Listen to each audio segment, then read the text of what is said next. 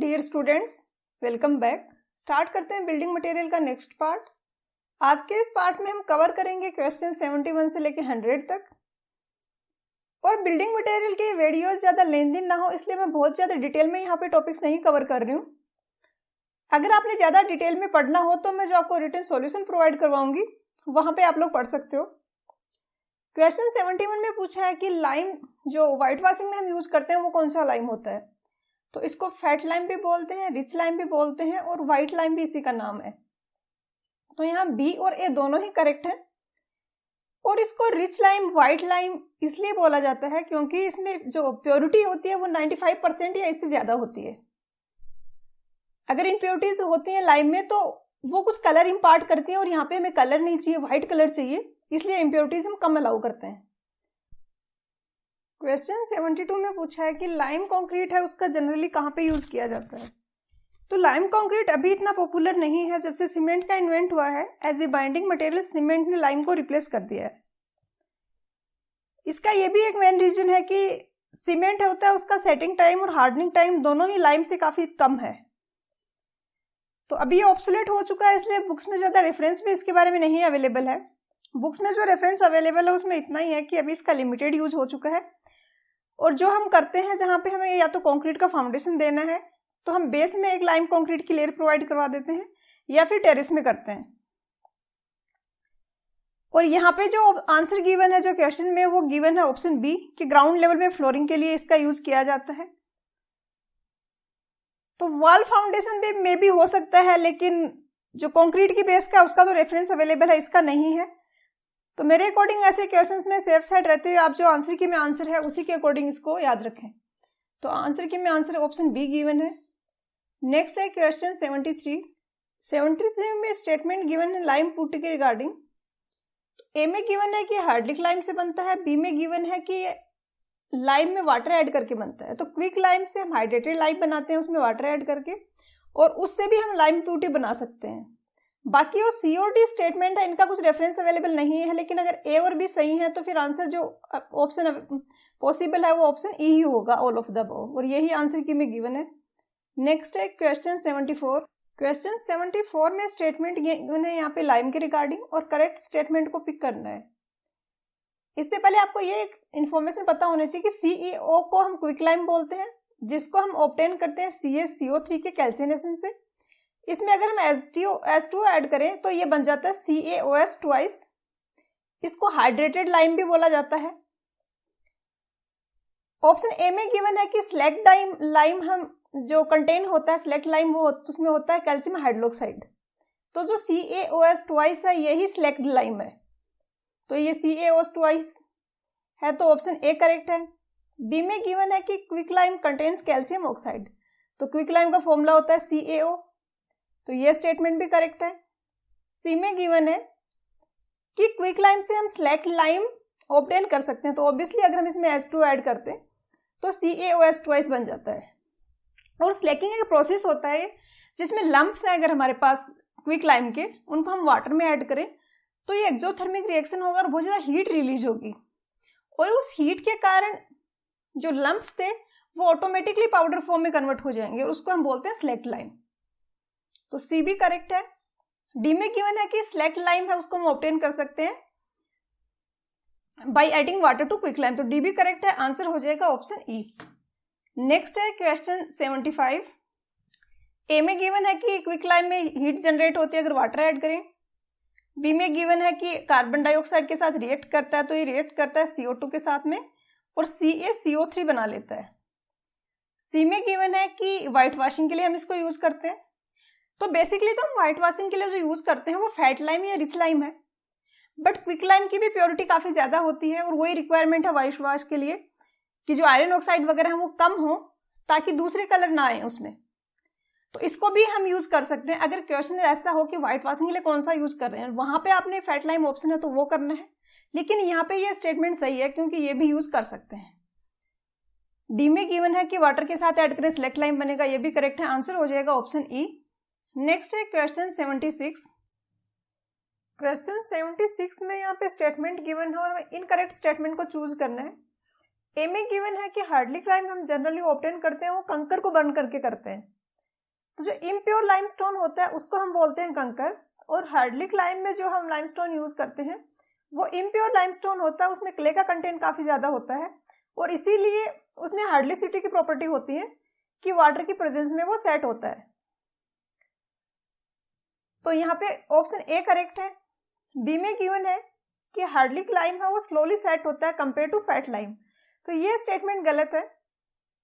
Fat lime ज्यादा slowly set होता है, फैट लाइम है वो एटमॉस्फेयर से CO2 ऑब्जॉर्ब करके सेट होता है, जबकि हार्डलिक लाइम है वो H2 की प्रेजेंस में सेट होता है। और हार्डलिक लाइम जल्दी सेट होता है, इसीलिए हम मशीनरी वगैरह में जो मोटार यूज करते हैं वो इसका करते हैं। तो बी यहाँ पे इनकरेक्ट हो गया। सी में गिवन है कि हार्डलिक लाइम जनरली जो यूज होता है लाइम मोटार में, वो हार्डलिक लाइम यूज किया जाता है लाइम मोटार में। तो वैसे तो लाइम मोटार डिपेंड करता है कौन से पर्पज के लिए हम बना रहे हैं। अगर हम मैसनरी के लिए बना रहे हैं तो हम हार्डलिक लाइम यूज करेंगे, अगर हम प्लास्टर के लिए बना रहे हैं वॉल्स वगैरह पे देन हम फैट लाइम यूज करेंगे। तो सी तो सही हो सकता है, बी यहाँ पे इनकरेक्ट स्टेटमेंट है।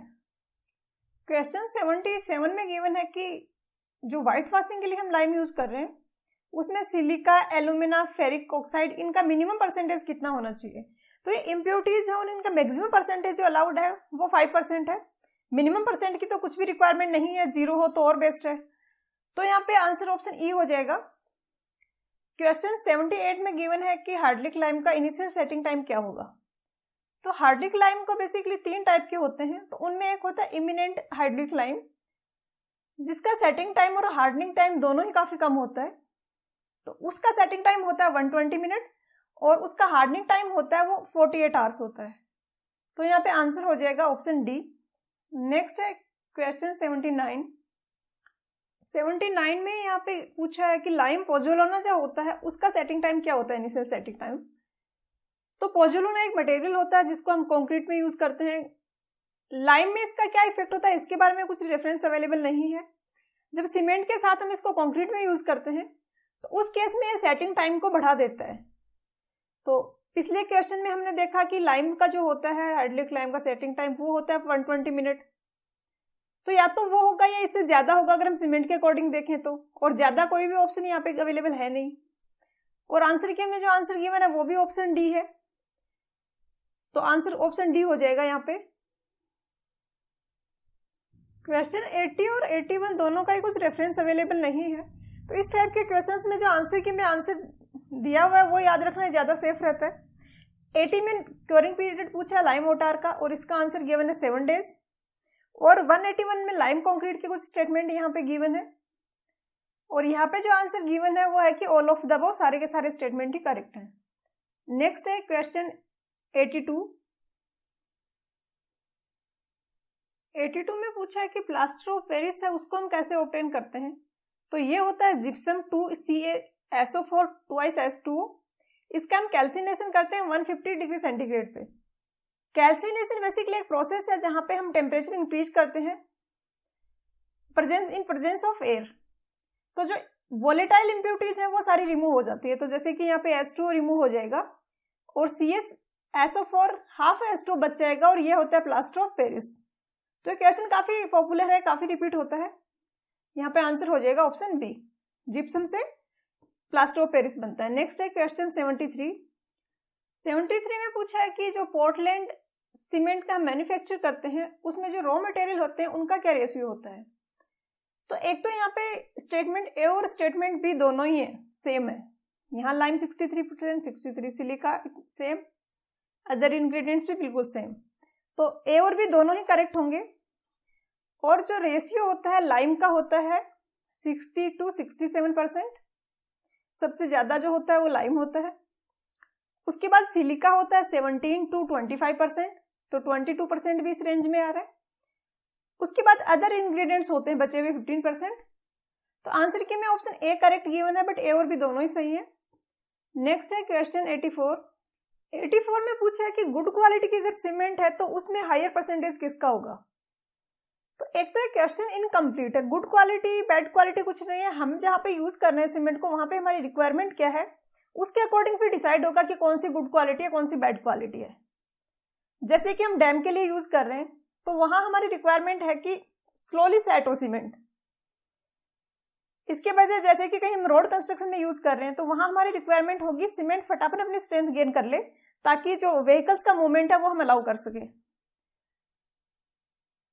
तो ये कंप्लीट नहीं है क्वेश्चन अपने आप में, बट यहाँ पे जो आंसर गिवन है वो इसने डाई कैल्शियम सिलिकेट दिया है, सॉरी ट्राई कैल्शियम सिलिकेट दिया ऑप्शन ए। और ऐसा शायद इसलिए दिया है कि जो मॉडर्न सीमेंट जो normally Portland cement modern time में हम जो यूज कर रहे हैं उसमें ट्राई कैल्शियम सिलिकेट का सबसे ज्यादा परसेंटेज होता है, फिर डाई कैल्शियम सिलिकेट का होता है। क्वेश्चन 85 में पूछा है कि इनिशियल सेटिंग होती है सीमेंट की, वो किसके कारण होती है? तो ये होती है ट्राई कैल्शियम एल्यूमिनेट के कारण। और अगर सीमेंट में हम जिप्सम नहीं ऐड करते हैं तो उस केस में सीमेंट का फ्लैश सेट भी हो जाता है। फ्लैश सेट मतलब पानी डाला और डालते ही 5-10 मिनट में सीमेंट सेट हो गई, तो उसको रोकने के लिए हम जिप्सम ऐड करते हैं और ये होता है ट्राई कैल्शियम एल्यूमिनेट के कारण। तो आंसर हो जाएगा ऑप्शन सी। नेक्स्ट है क्वेश्चन 86। यहाँ पे पूछा है कि अल्टीमेट स्ट्रेंथ जो सीमेंट की होगी वो कौन प्रोवाइड करेगा? तो मेन स्ट्रेंथ में जो कंट्रीब्यूट करते हैं वो ट्राई कैल्शियम सिलिकेट और डाई कैल्शियम सिलिकेट करते हैं। इनिशियल जो स्ट्रेंथ होती है वो C3S के कारण आती है। C2S है वो लेटेस्ट स्टेज पे कंट्रीब्यूट करना स्टार्ट करता है आफ्टर 7 डेज और 1 ईयर तक स्ट्रेंथ में कंट्रीब्यूट करता है। तो अल्टीमेट स्ट्रेंथ जो लास्ट में स्ट्रेंथ मिलती है उसके लिए डाई कैल्शियम सिलिकेट है रिस्पॉन्सिबल।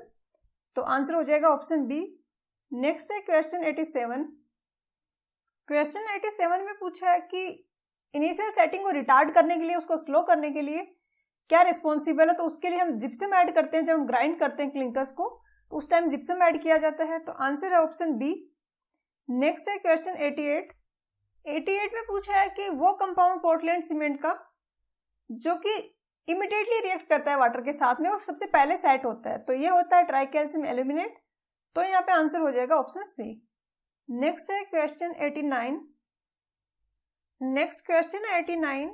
यहाँ पे पूछा है कि मैन्युफैक्चर ऑफ सीमेंट के लिए जो रॉ मटेरियल हम यूज करते हैं जनरली वो कौन सा है? और यहाँ पे ऑप्शंस है स्लेट, लाइमस्टोन, सैंडस्टोन और बसल्ट।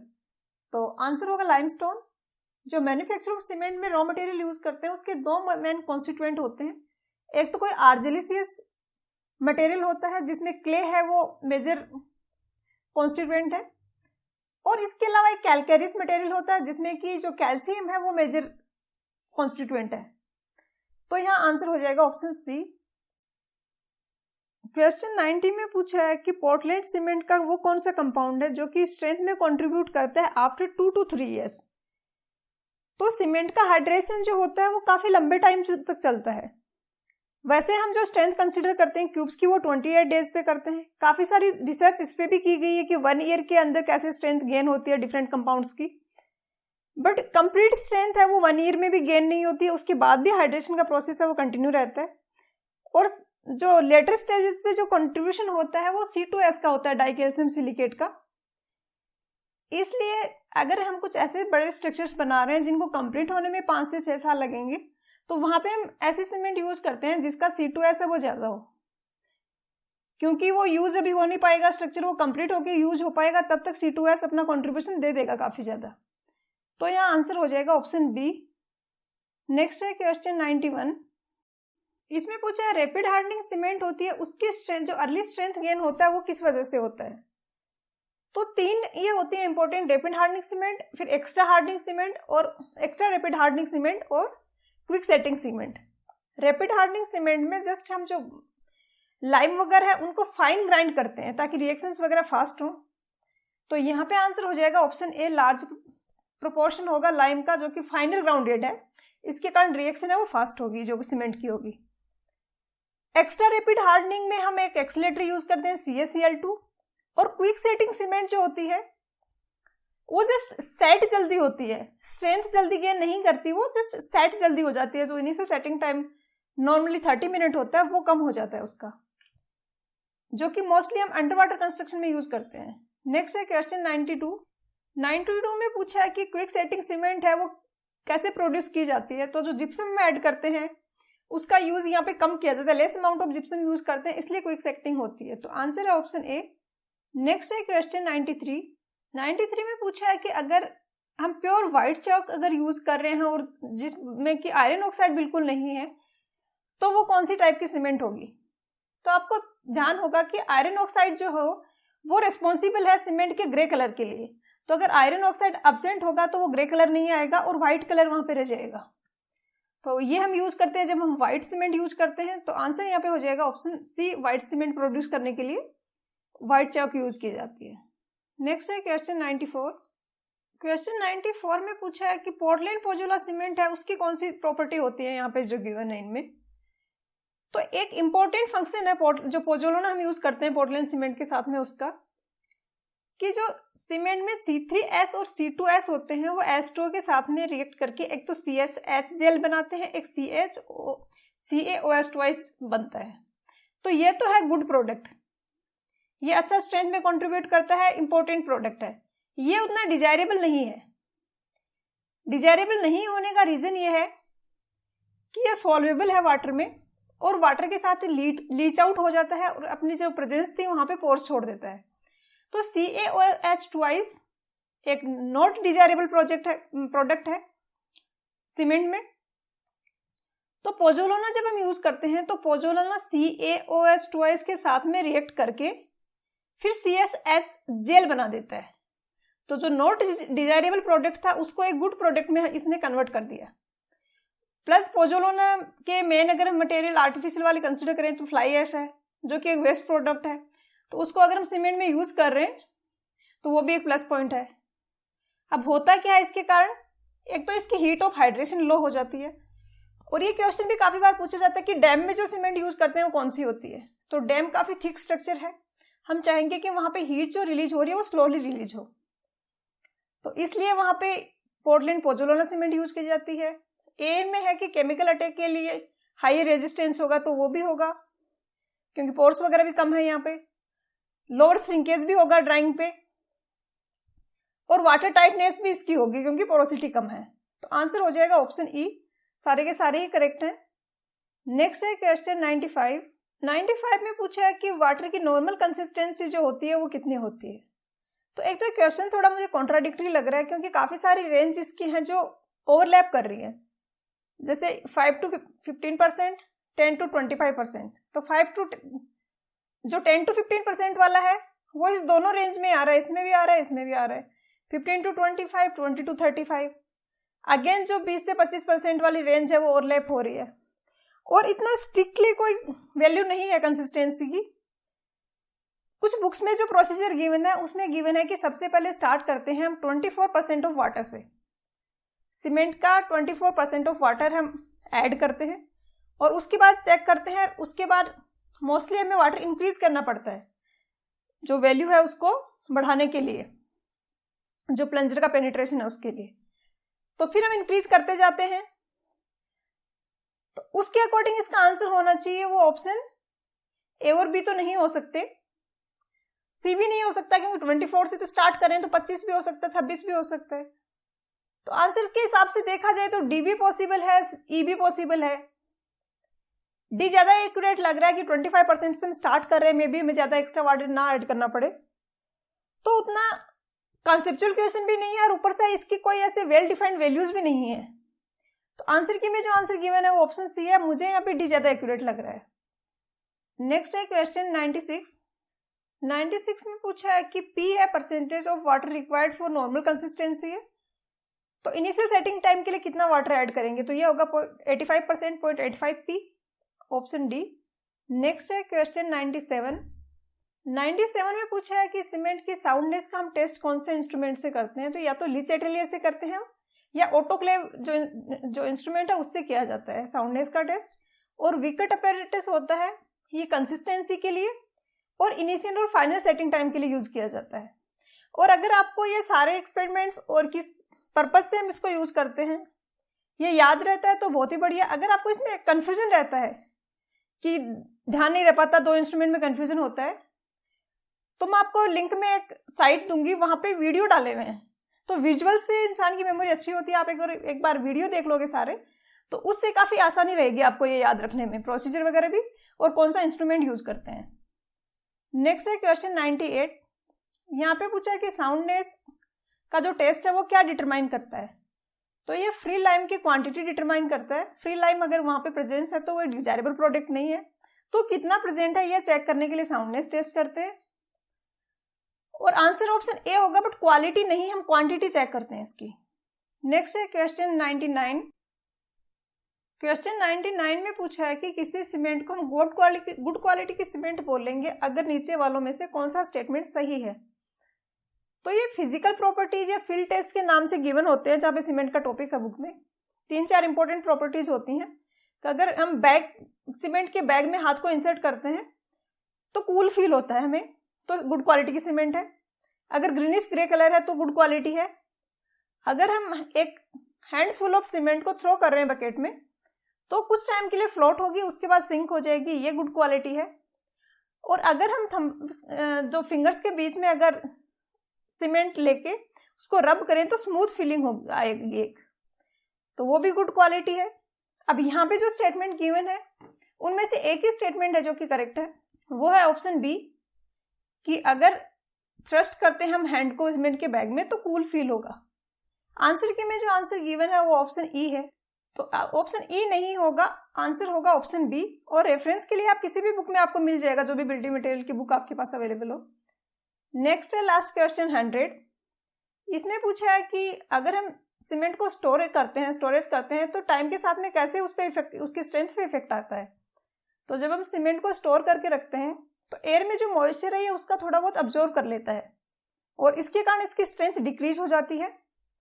तो यहाँ पे आंसर हो जाएगा ऑप्शन बी। तो आज के लेक्चर में इतना ही, मिलते हैं नेक्स्ट लेक्चर वीडियो में। पढ़ाई करते रहिए, ऑल द वेरी बेस्ट।